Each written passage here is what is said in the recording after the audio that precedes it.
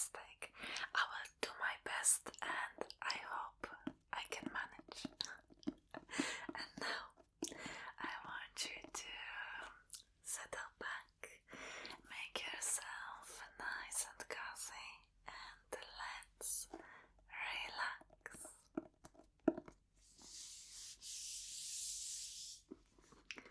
Are you ready?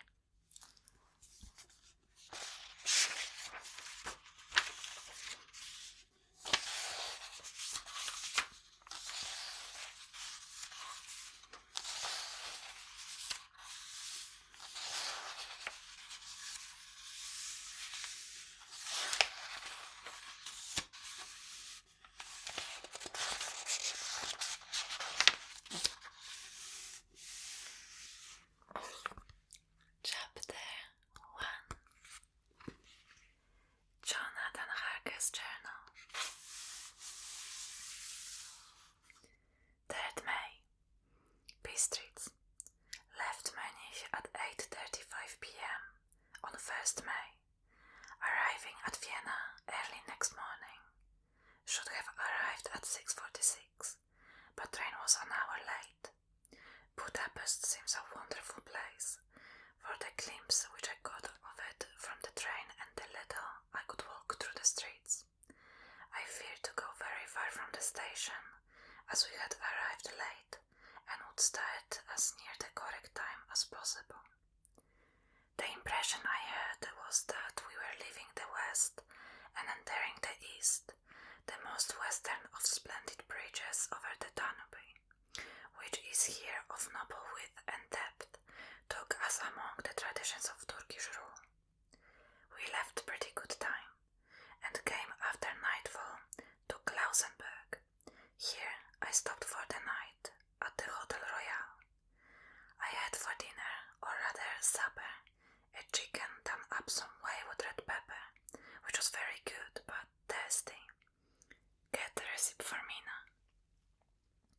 I asked the waiter, and he said it was called paprika handel, and that, as it was a national dish, I should be able to get it anywhere along the Carpathians. I found my smattering of German very useful here. Indeed, I don't know how I should be able to get on without it. Having had some time at my disposal when in London, I had visited the British Museum and made search among the books and maps in the library regarding Transylvania. It had struck me that some foreign knowledge of the country would hardly fail to have some importance in dealing with the noblemen of the country. I find the district he named is in the extreme east of the country, just on the borders of 3 states, Transylvania, Moldavia and Bukovina, in the midst of the Carpathian Mountains, one of the wildest and least known portions of Europe. I was not able to light on any map or work giving the exact locality of the castle Dracula, as there are no maps of this country as yet to compare with our own Ordnance Survey maps. But I found that Bistritz, the post town made by Count Dracula, is a fairly well-known place. I shall enter here some of my notes, as they might refresh my memory when I talk over my travels with Mina. In the population of Transylvania, there are 4 distinct nationalities: Saxons in the south, and mixed with them the Valakhs, who are the descendants of the Dacians, Magyars in the west, and Shekelis in the east and north. I am going among the latter, who claim to be descended from Attila and the Huns. This might be so, for when the Magyars conquered the country in the 11th century, they found the Huns settled in it. I read that every known superstition in the world is gathered into the horseshoe of the Carpathians, as if it were the center of some sort of imaginative whirlpool. If so many stay might be very interesting. I must ask the Count all about them. I did not sleep well, though my bed was comfortable enough, for I had all sorts of queer dreams. There was a dog howling all night which might have had something to do with it. Or it might have been the paprika, for I had to drink up all the water in my carafe, and was still thirsty. Towards morning, I slept and was wakened by the continuous knocking at my door. So I guess I must have been sleeping soundly then.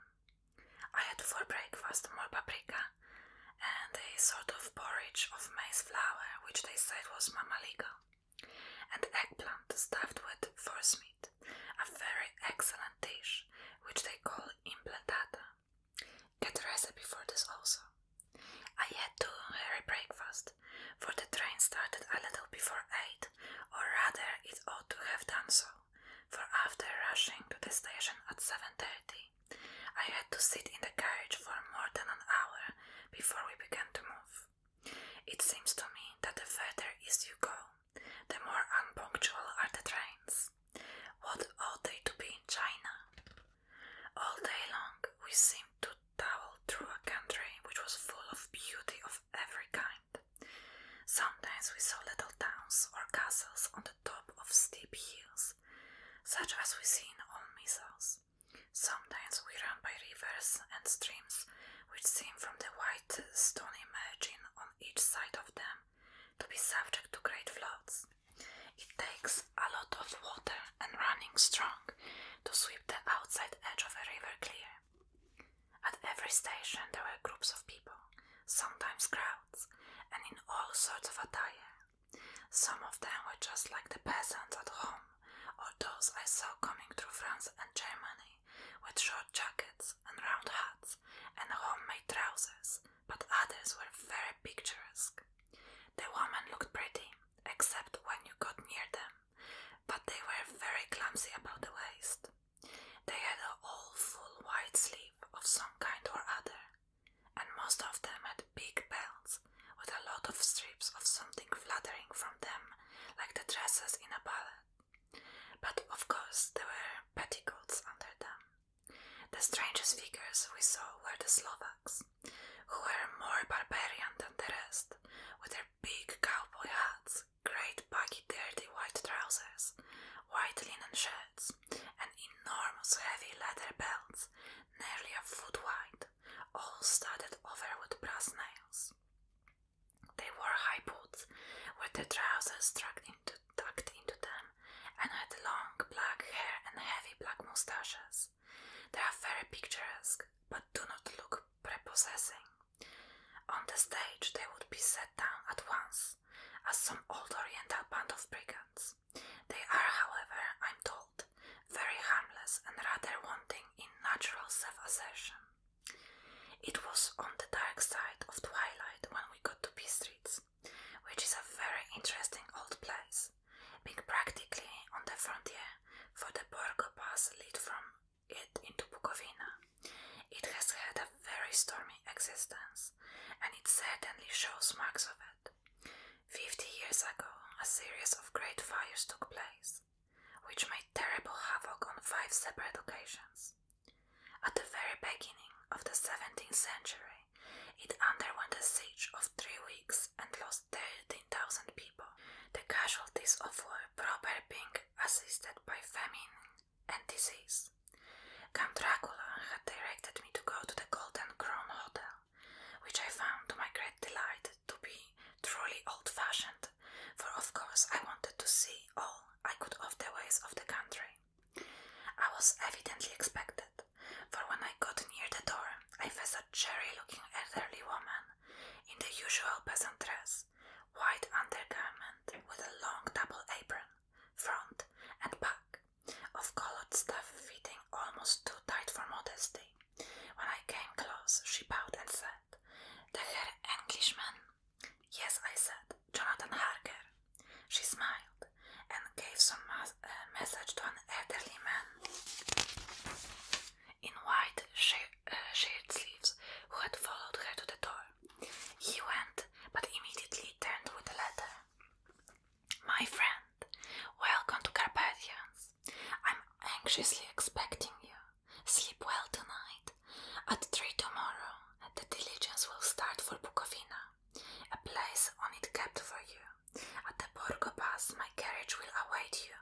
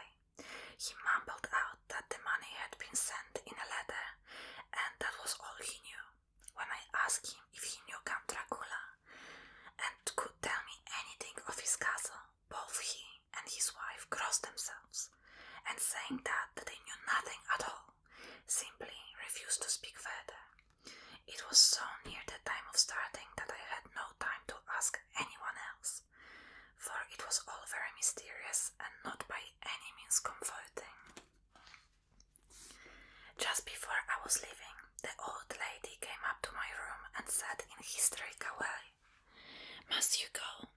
Oh, young hare, must you go?"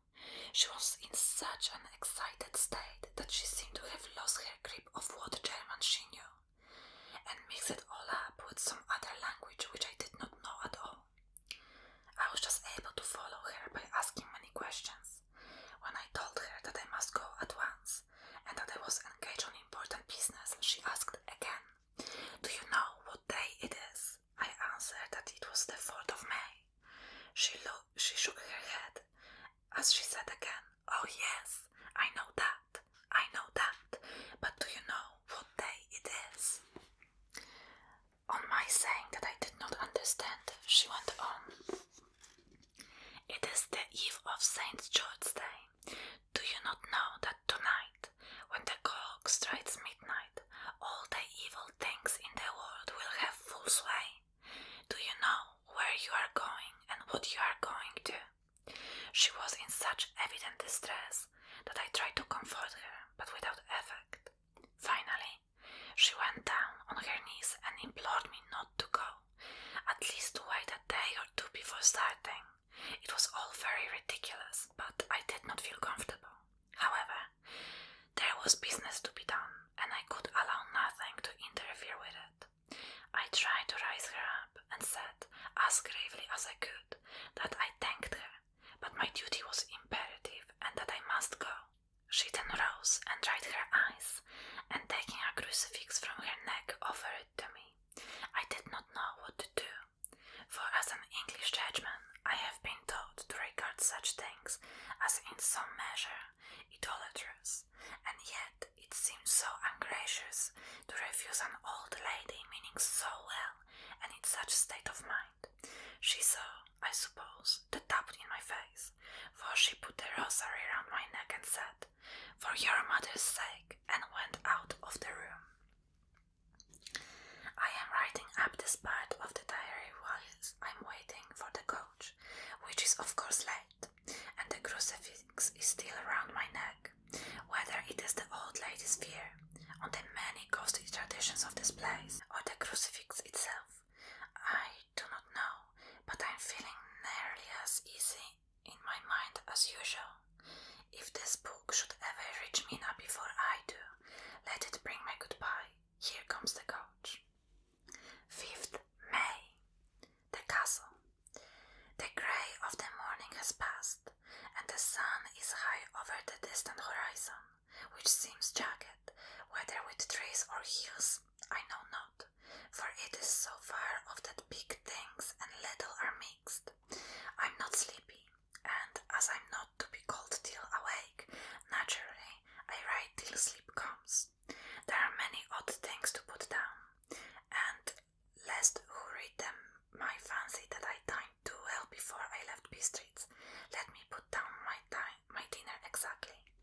I dine on what they called robber steak, bits of bacon, onion and beef, seasoned with red pepper and strung on sticks, and roasted over the fire in the simple style of the London cat's meat.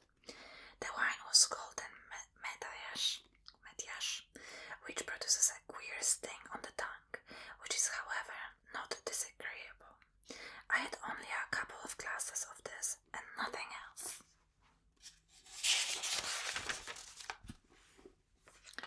When I got on the coach, the driver had not taken his seat, and I saw him talking to the landlady. They were evidently talking of me, for every now and then they look at me, and some of the people who were sitting on the bench outside the door came and listened, and then looked at me, most of them pityingly. I could hear a lot of words often repeated, queer words, for there were many nationalities in the crowd, so I quietly got my polyglot dictionary from my bag and looked them out. I must say they were not cheering to me, for amongst them were Ordog, Satan, Pokol, Hell, Stregoika, Witch, Frolog, and Vlogoslang, both mean the same thing, one being Slovak and the other Serbian, for something that is either werewolf or vampire. I must ask the Count about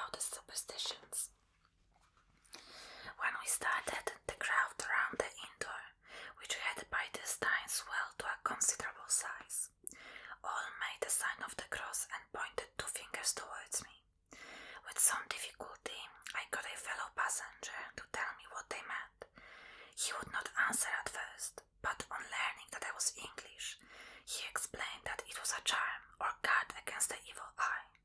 This was not very pleasant for me, just starting for an unknown place to meet an unknown man, but everyone seemed so kind-hearted and so sorrowful and so sympathetic that I could not but be touched. I shall never forget the last glimpse which I had of the inn yard and its crowd of picturesque figures all crossing themselves as they stood round the wide archway with its background of rich foliage of oleander and orange trees in green tubs clustered in the centre of the yard. Then our driver, whose white linen drawers covered the whole front of the box seat, Godsam they called them, cracked his big whip over his 4 small horses, which ran abreast, and we set off on our journey. I soon lost sight and recollection of ghostly fears in the beauty of the scene as we drove along, although had I known the language, or rather languages, which my fellow passengers were speaking, I might not have been able to throw them off so easily. Before us lay a green sloping land full of forest and woods, with here and there steep hills, crowned with clumps of trees or with farmhouses. The blank gable and to the road there was everywhere a bewildering mass of fruit blossom, apple, plum, pear, cherry, and as we drove by I could see the green grass under trees spangled with the fallen petals, in and out amongst the green hills of what they call there the Midland, round the road, losing itself as it swept round the grassy curve, or was shut out by the straggling ends of pine woods, which here and there ran down the hillsides like tongues of flame. The road was rugged, but still we seemed to fly over it with a feverish haste. I could not understand then what the haste meant, but the driver was evidently bent on losing no time in reaching Borgobrund. I was told that this road is in summertime excellent, but it had not yet been put in order after the winter snows. In this respect it is different from the general run of roads in Carpathians, for it is an old tradition that they are not to be kept in too good order, of all the hospodars would not repair them, lest the Turks should think that they were preparing to bring in foreign troops, and so hasten the war which was always really at loading point. Beyond the green swelling hills of the Midland rose mighty slopes of forest up to the lofty steeps of the Carpathians themselves. Right and left of us they towered, with the afternoon sun falling full upon them and bringing out all the glorious colours of this beautiful range, deep blue and purple in the shadows of the peaks, green and brown where grass and rock mingled, and an endless perspective of jagged rock and pointed crags, till these were themselves lost in the distance, where the snowy peaks rose grandly. Here and there seemed mighty rifts in the mountains, through which, as the sun began to sink, we saw now and again the white gleam of falling water. One of my companions touched my arm as we swept round the base of a hill and opened up the lofty, snow-covered peak of a mountain, which seemed, as we wound on our serpentine way, to be right before us. "Look, Eastern Shack, God see it," and he crossed himself reverently as we wound on our endless way, and the sun sank lower and lower behind us. The shadows of the evening began to creep round us. This was emphasized by the fact that the snowy mountain top still held the sunset, and seemed to glow out with a delicate cool pink. Here and there we passed Czechs and Slovaks, all in picturesque attire, but I noticed that goitre was painfully prevalent. By the roadside were many crosses, and as we swept by, my companions all crossed themselves.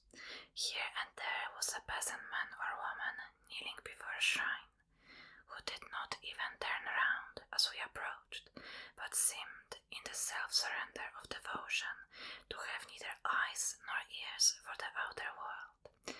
There were many things new to me. For instance, high rigs in the trees, and here and there very beautiful masses of weeping birch, their white stems shining like silver through the delicate green of the leaves. Now and again we passed a later wagon, the ordinary peasant's cart with its long, snake-like vertebra, calculated to suit the inequalities of the road. On this were sure to be seated quite a group of homecoming peasants, the Czechs with their white, and the Slovaks with their coloured sheepskins.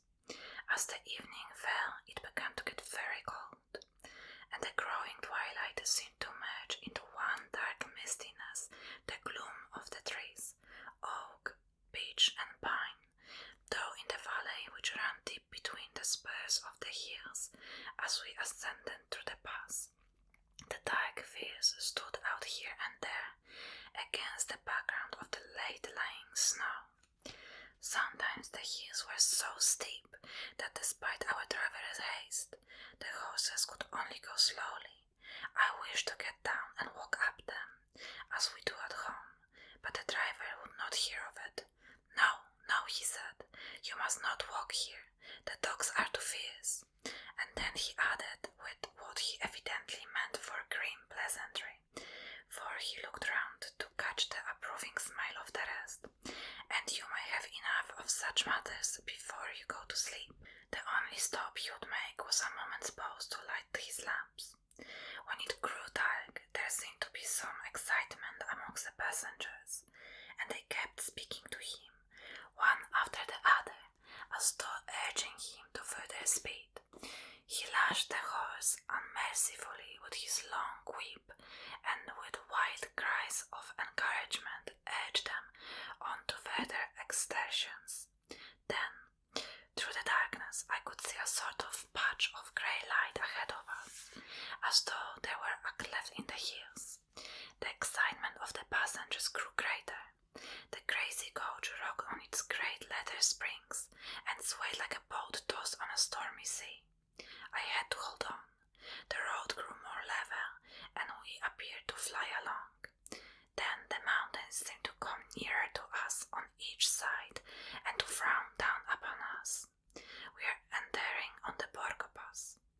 One by one several of the passengers offered me gifts, which they pressed upon me with an earnestness which would take no denial. These were certainly of an odd and varied kind, but each was given in simple good faith with a kindly word and blessing, and that same strange mixture of fear-meaning movements which I had seen outside of the hotel at Streets, the sign of the cross and the guard against the evil eye. Then, as we flew along, the driver leaned forward, and on each side the passengers, craning over the edge of the coach, peered eagerly into the darkness. It was evident that something very exciting was either happening or expected. But though I asked each passenger, no one would give me the slightest explanation. This state of excitement kept on for some little time, and at least we saw before us the pass opening out on the eastern side. There were dark, rolling clouds overhead, and in the air the heavy, oppressive sense of thunder. It seemed as though the mountain range had separated two atmospheres, and that now we had got into the dangerous one. I was now myself looking out for the conveyance which was to take me to the Count. Each moment I expected to see the glare of lamps through the blackness, but all was dark. The only light was the flickering rays of our own lamps, in which the steam from our hard-driven horses rose in a white cloud. We could see now the steady road lying quite before us, but there was on no sign of vehicle. The passengers drew back with a sign of gladness which seemed to mock my own disappointment. I was already thinking what I had best to do, when the driver, looking at his watch, said to the others something which I could hardly hear. It was spoken so quietly and in so low tone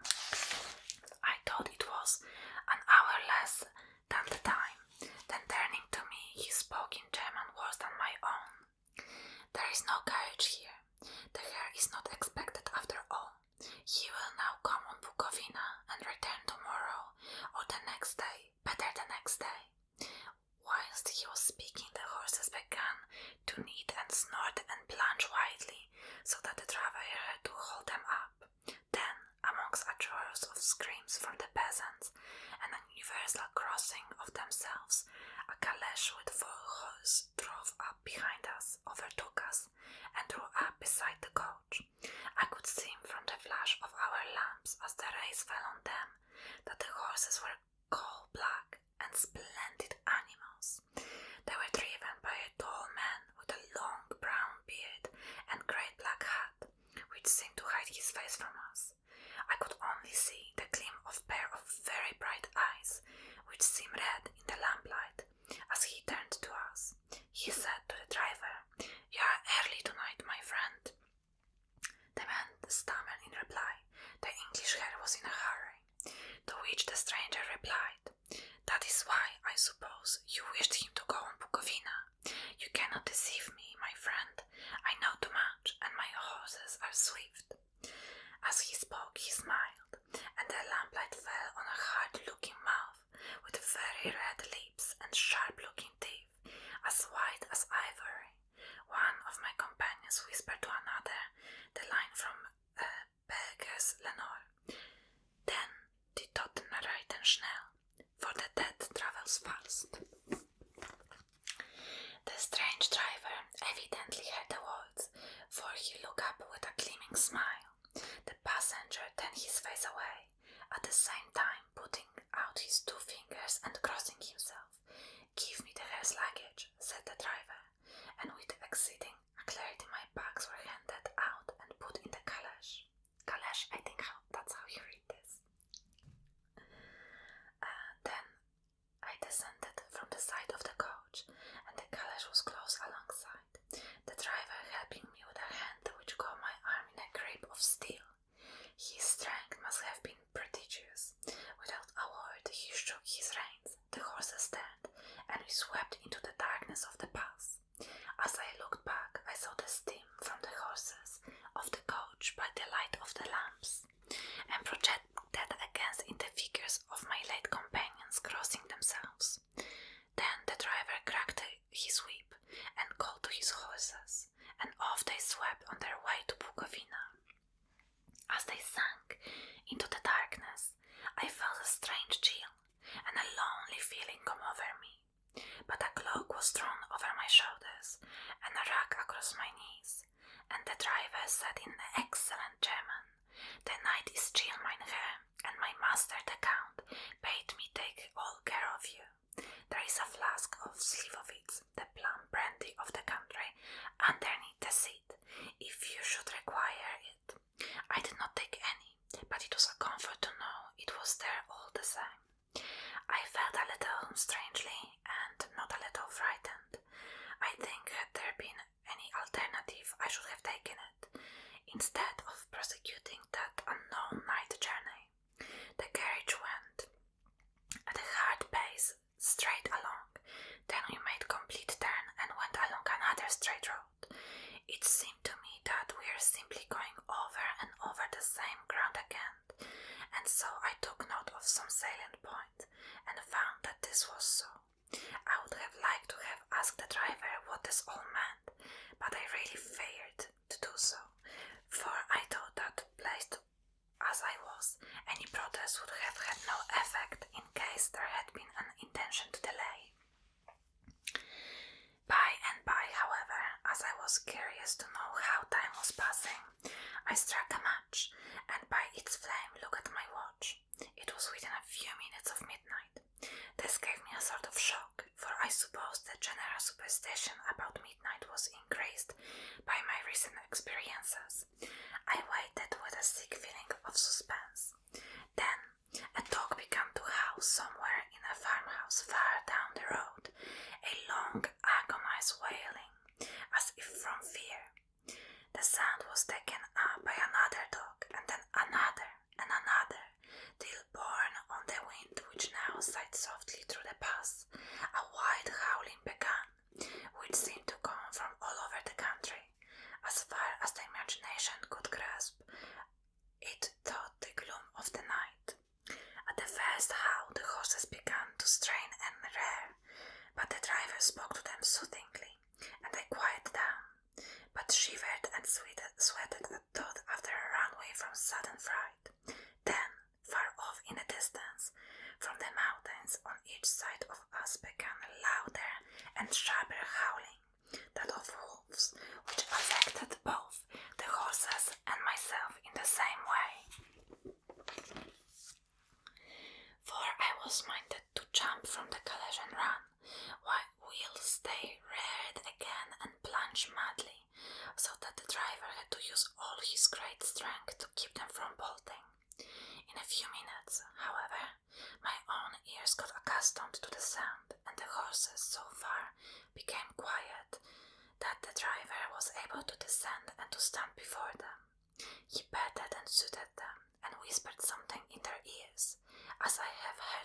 was Stammer's doing, and with extraordinary effect, for under his caresses they became quite manageable again, though they still trembled.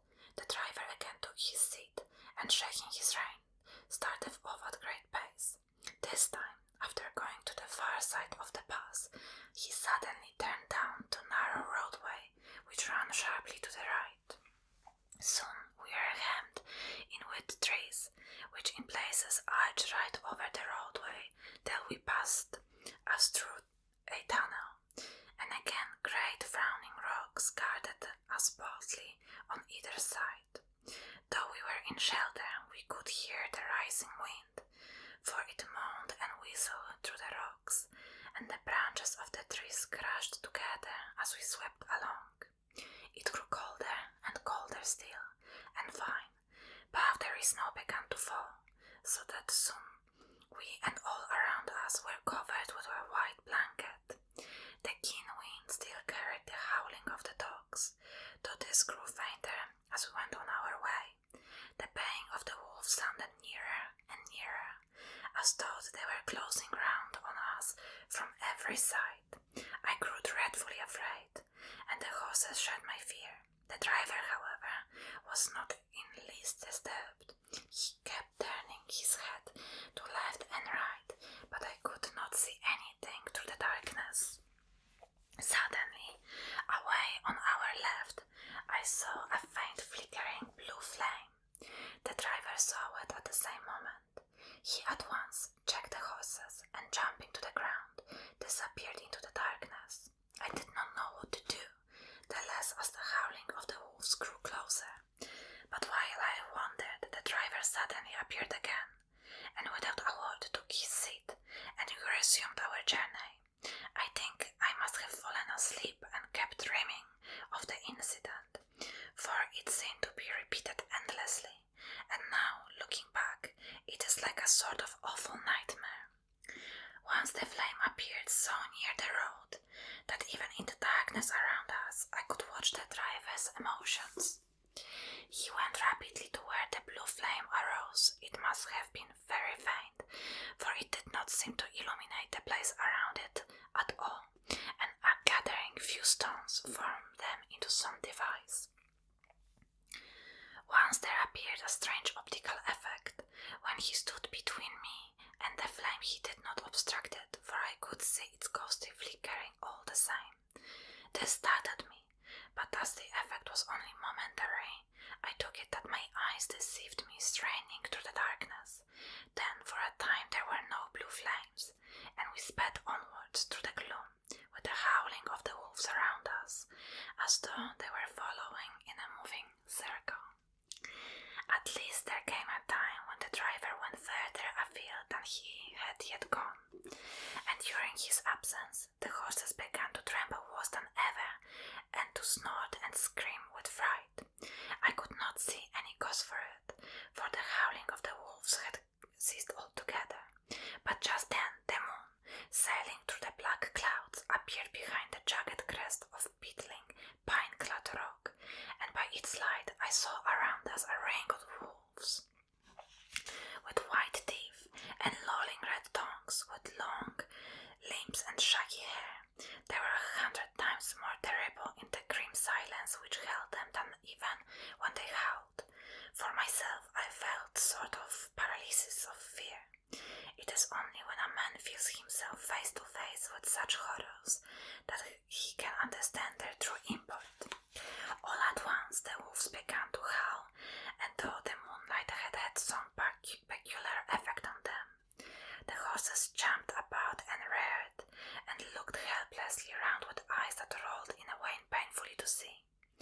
But the living ring of terror encompassed them on every side, and they had perforce to remain with it.